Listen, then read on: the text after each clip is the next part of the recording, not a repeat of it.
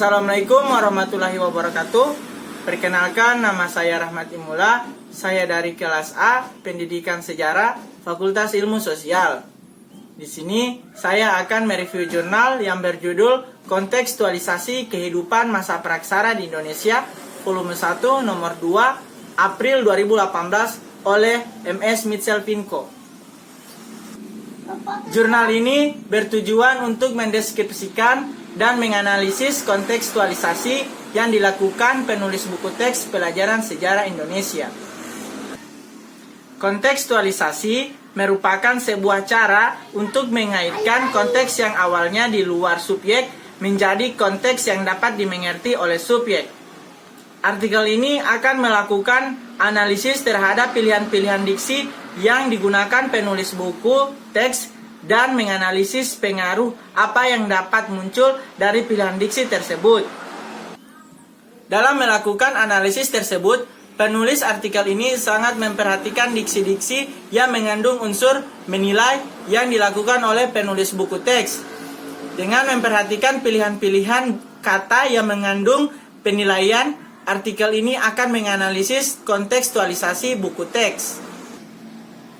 Pembelajaran kontekstual merupakan filosofi yang mendasarkan pengetahuan sebagai sesuatu yang dibangun oleh manusia sedikit demi sedikit, yang hasilnya diperluas melalui konteks yang terbatas dan penuh dengan proses.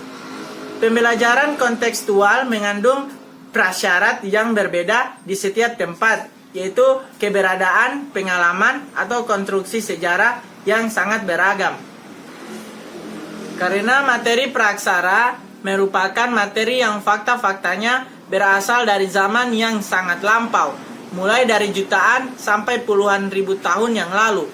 Namun, pembelajaran sejarah tetaplah harus berdaya guna, sehingga kontekstualisasi materi sejarah kehidupan masa praksara harus dilakukan. Pembelajaran sejarah, terutama dengan materi sejarah manusia pada masa praksara, merupakan lingkup materi yang waktunya sangat jauh dengan anak-anak sekarang. Hal itu menyebabkan peserta didik kurang merasa memiliki keterkaitan dengan pembelajaran manusia praksara. Pengalaman penulis secara empiris membenarkan bahwa peserta didik belajar dengan antusias ketika mereka mengalami ketertarikan pada penampilan pendidik, materi, media, dan metode pembelajaran yang menarik.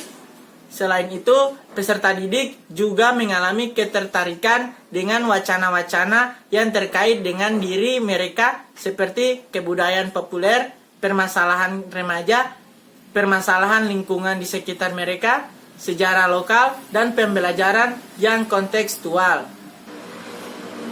Dalam buku Sejarah Indonesia yang ditulis oleh Restu Gunawan dan kawan-kawan, yang ditelaah oleh Muhammad Iskandar dan kawan-kawan, bahwa dalam buku Sejarah Indonesia merupakan buku teks pembelajaran untuk peserta didik yang dipersiapkan pemerintah dalam rangka menerapkan kurikulum 2013.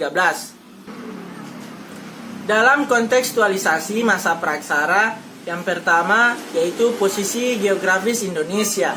Peserta didik yang membaca kalimat Indonesia jauh lebih terlambat dibandingkan kebudayaan di daerah lain dapat menafsirkan bahwa Indonesia lebih rendah dari daerah lain atau negara lain.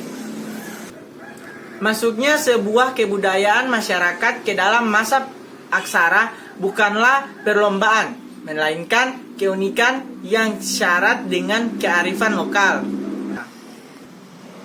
Pada bagian perkembangan manusia awal di Indonesia, yaitu pandangan yang kerap kali mengandaikan masa sekarang lebih baik dari masa lalu, dipengaruhi oleh paradigma positifme yang dikenalkan oleh Comte.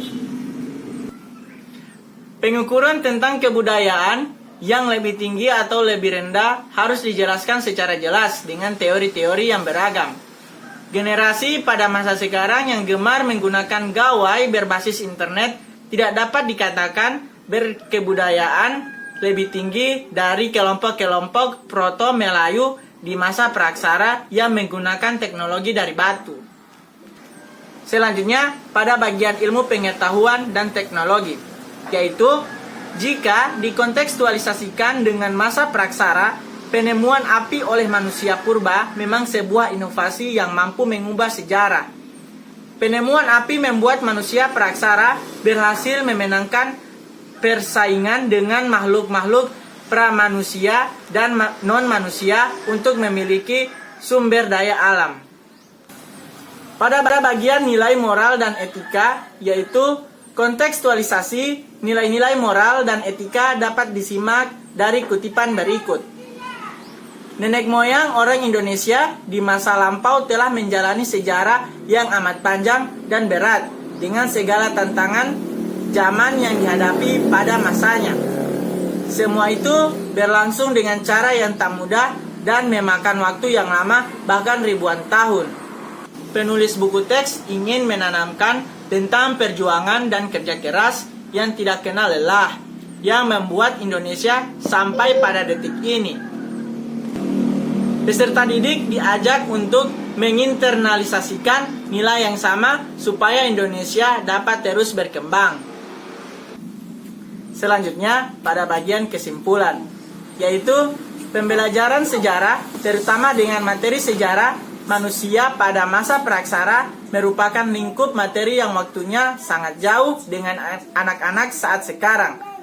Hal itu menyebabkan peserta didik kurang merasa memiliki keterkaitan dengan pembelajaran manusia praksara. Kontekstualisasi merupakan sebuah cara untuk mengaitkan konteks yang awalnya di luar subjek menjadi konteks yang dapat dimengerti oleh subjek. Dengan melakukan kontekstualisasi, pembaca akan memahami makna dari sebuah teks sesuai dengan semangat zamannya. Meskipun demikian, artikel ini tidak membahas tentang kontekstualisasi yang dilakukan peserta didik dalam membaca sebuah tema dalam buku teks. Artikel ini justru menganalisis kontekstualisasi yang dilakukan penulis buku. Artikel ini melakukan analisis terhadap pilihan-pilihan yang digunakan penulis buku. Artikel ini melakukan analisis terhadap pilihan-pilihan diksi yang digunakan penulis buku teks dan menganalisis pengaruh apa yang diperoleh dari pilihan diksi tersebut.